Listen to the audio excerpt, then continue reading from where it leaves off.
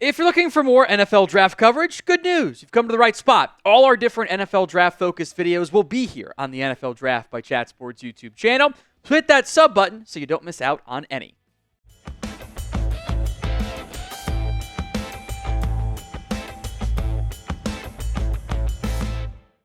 Coming up on today's show, we will break down some of my top 2025 NFL Draft winners and losers, risers and fallers, whatever you want to call it, after week 1 and week 0, of the college football season. Now, we're not going to get to every player, and it's only one game, or two in a couple of people's cases there, but it is worth having the conversation of, and good names to keep in mind as they grow and develop and have an entire college football season still in front of them. Speaking of, if you want NFL draft updates all season long, then like today's video. The more likes we get, the better chance I will be allowed to keep doing these NFL draft passion projects because the views come along with them. So like today's video for me right now. Let's go quarterback heavy to start here. Cam Ward out of Miami, Florida, the former Incarnate Word, former Washington State quarterback. Gators are bad, Hurricanes are good is your big takeaway from week 1. Shout out Billy Napier, you're going to get fired, buddy. Cam Ward was very impressive against a team that, we might look back on and say they just weren't a very good football team. Very real possibility of that. And I've seen some national conversation of like, wow, Cam Ward put himself on the map. Cam Ward has been on the map. He was awesome to begin last season at Washington State. 74.5% completion percentage, 9.9 yards per attempt, 13 touchdowns, 0 interceptions, and then not through his own fault entirely. The Cougars fell apart. So I love seeing Cam Ward play well. I've seen him play well before. I need to see him do it over the entire course of his season. If he does that, one of these quarterbacks in a down class is going to rise. It could very well be Cam Ward. And if he does that, he might just win the Heisman Trophy for the Hurricanes. I thought Drew Allar played pretty well for Penn State. I'll give him a slight edge over some other quarterbacks we'll get to here, mostly because of the level of competition involved. West Virginia is probably going to be a bowl team again this year. 11 of 17, 216 yards, 3 touchdowns, some big plays in there, mostly accurate, didn't turn the football over. Again, for all these players, it is a totality of the season thing. Great job playing well against West Virginia. Play well against some of the better Big Ten teams you face. NFL teams still love the big guy with the strong arm. That's Drew Allar. Just got to be more consistently impactful. Let's go to Miller Moss. And to an extent, I think we're going to have some issues in the NFL draft media of we're really trying hard to find a quarterback. We're going to have to hype somebody up because it's not the same class it's been in some previous years. I do think Miller Moss played pretty well. What we're not going to do is do the nonsense about, does he give USC a better chance at Caleb Williams? No. Having a defense that doesn't pee down their pants every time they face a kid out of high school is going to help them. That defense was so much better against LSU overall. I saw some good stuff from Miller Moss. It's probably going to get more challenging since LSU is just a bad team week 1 for whatever reason. They always find fun ways to lose or not so fun ways, but progress. I even thought Garrett Nussmeier played pretty well for LSU. There were some fun plays on his tape. Thought Shedeur Sanders checked off Shedeur Sanders, Jalen Milroe, and Quinn Ewers all playing lesser competition. Checked off those boxes. I'm not going to overreact to those guys, but they didn't do anything bad like some other guys we'll get to later on in today's show. I thought even Carson Beck was fine. I don't think there's a clear-cut QB1 right now. Edge, I guess, is still Beck after that was the consensus guy, quote-unquote, entering the year. Still a wide-open race. Who will be QB1 in the 2025 NFL Draft? It's the pinned comment on today's video. That ad comes on YouTube. Take advantage of it. Head down there and let me know. There were a lot of running backs I wanted to give some love to. I thought Marion Hampton played well. Ollie Gordon played well. Several others I thought were really impactful. How can you not go with Ashton Jeanty, though? Now, look, it's a very different level of competition. It is Georgia Southern. But you know what? 20 carries for 267 yards. Last I checked, that's pretty good. I think that's a really incredible start to a season. big test for Jeanty to announce himself as RB1 this week, or this upcoming week. Oregon. Much different matchup. But if he can have some success, look out. I might put the most impressive week 1 performance on the shoulders of Tetairoa McMillan, the Arizona wide receiver. I don't know if you guys were up late watching. I guess it's not Pac-12 After Dark, but I still kind of want to call it Pac-12 After Dark because it's funnier. Big 12 After Dark.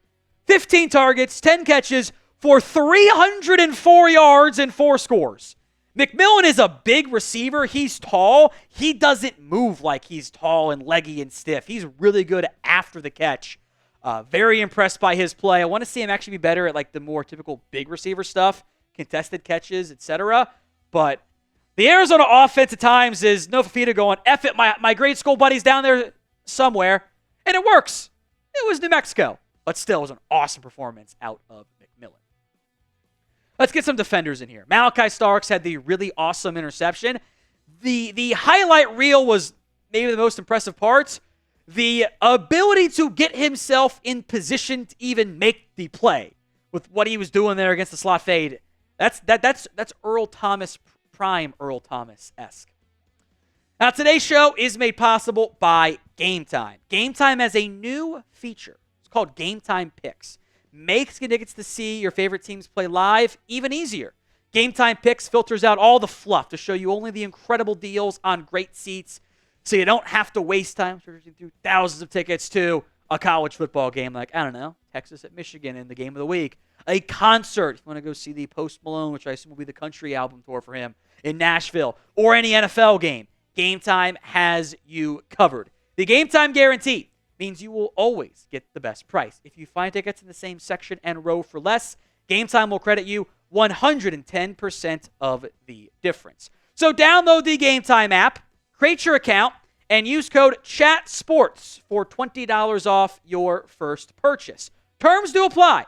But again, create your account, redeem code CHATSPORTS, CHATSPORTS, for $20 off. Download Game Time today. What time is it? Game Time. Let's stick with Georgia. Back-to-back winners here. Jaylen Walker. Much buzz made about Michael Williams. I thought he played pretty well. Michael Williams did. Did get hurt. Jaylen Walker comes in and dominates. 6 tackles, a sack and a half, a TFL and a half, and 2 pressures on 10 pass rush snaps. 10.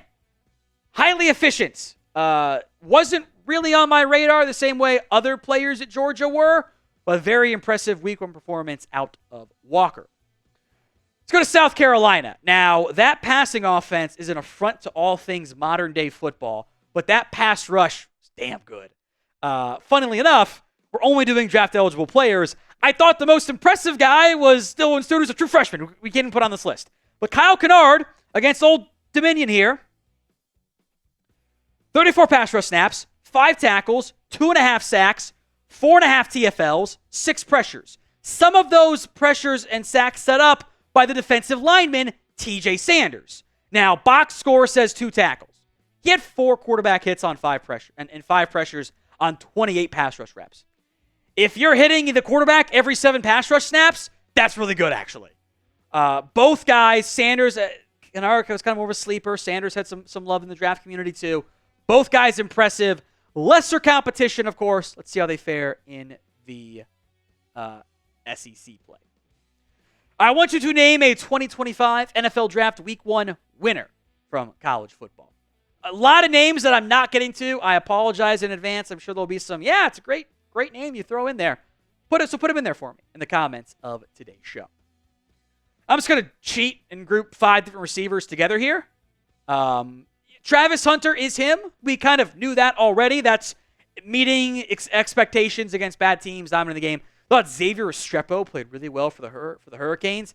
Deion Burks only caught 6 passes. 3 of them were touchdowns. Again, lesser competition. Thought Jimmy Horn played pretty well. Again, Ole Miss had bad competition, but they also Tre Harris had a big game. All these guys, some of them have been in first-round mocks, some haven't. I think they all helped themselves from a national perspective.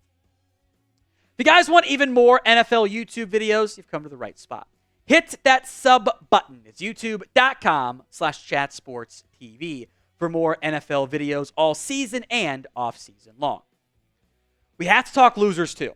That is how this works. And I don't know if there was a bigger... Well, there is one bigger loser in college football in general. But from a draft perspective, expectations was what we got in week 1. Boy, Connor Wigman was rough. Now, look, this might be a offensive fit issue where maybe his skill set doesn't match up with what Colin Klein wants to do. That's fine. But come on. You can't be potential quarterback 1 as somehow it's up to be and go 12 of 30 for 100 yards with 2 interceptions against Notre Dame. And look, that's a good Notre Dame defense. I think Mark Stoops is a really good coach. Was bad. We can say it was bad. And it doesn't answer the biggest question I had going into the season. You can watch some of our other videos. We have now updated this graphic. Connor Wigman against Power 5 / now Power 4, and I guess Notre Dame, we'll count them in there, games against non-Power 5 opponents. He goes from 76.1 to 53.8% completion percentage. The average yards per attempt is almost cut in half. 7 TDs in 3 games versus 9 and 7. 0 INTs versus 4. He has yet to prove to me, outside of really just one good game against Ole Miss, and a half good game against Miami, that he's good against the best competition. He has yet to prove he's not a lesser competition merchant. I think he can be.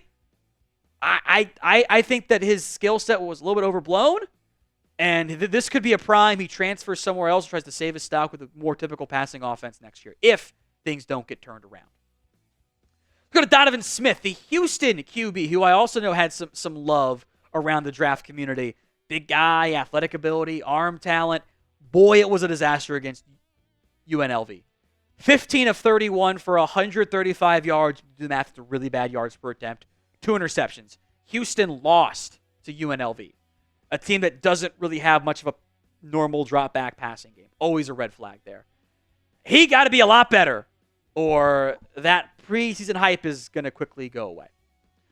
So name a loser for me as it relates to the NFL draft from week 1 of college football. Let me know in the comments of today's show. I am going to put DJ Uiagalelei on here, DJU, and also the Florida State fan who has to eat the poop now. Look, I was never that high on him.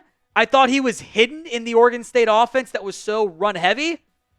I didn't think he was going to be this bad at Florida State. Honestly, I kind of think he has the yips a little bit. Like that corner route in the end zone is a grade school level throw. Not even high school. That is a grade school throw. Now, maybe it's like 8th grade school, but that is a throw every quarterback should make. He's wide open. You can underthrow him and it's a touchdown. To not even give him a chance, that was a yippee throw to me. He cannot move the ball downfield right now. He looks wildly uncomfortable. It's a disaster. There were people who thought he was going to be drafted by the NFL this year. I was never on board with that. But I didn't think this was going to be this bad. FSU is a disaster right now. In kind of embarrassing fashion, they look like they didn't practice anything all season. They're taking the cheese on every play action too. Quarterback wise, you might have to make a change here to save the season. Should FSU bench DJU? Y for yes, N for no. Donovan Edwards, next up on the list. There was a point where it was like, who's better, Blake Corum, Donovan Edwards? Edwards wasn't as good last season and kind of didn't do great against Fresno State either. 11 carries for just 27 yards. Now, I will say about Donovan Edwards, he's a big game hunter. He gets up for the biggest games of the season. He did it last year down the stretch for Michigan too. Can he do it against Texas? If he does, awesome, we're back in it. Otherwise, look, Cleo Mullins looked better. 15 of 92. That's a red flag for Edwards. Sorry, FSU fans, but the final name on this list is Patrick Payton. And I had put him in some round 1 conversations. Like, I like the guy. He's got some traits, got some skills. Where is he? I think I need an APB out on Patrick Payton. You're playing Boston College and Georgia Tech, and you've had 33 pass rush snaps, and you have 1 pressure? 1? And I get the quality ain't that great, but that is not top 50 pick production. So I think you can get it turned around, but got to be a lot better as they move forward.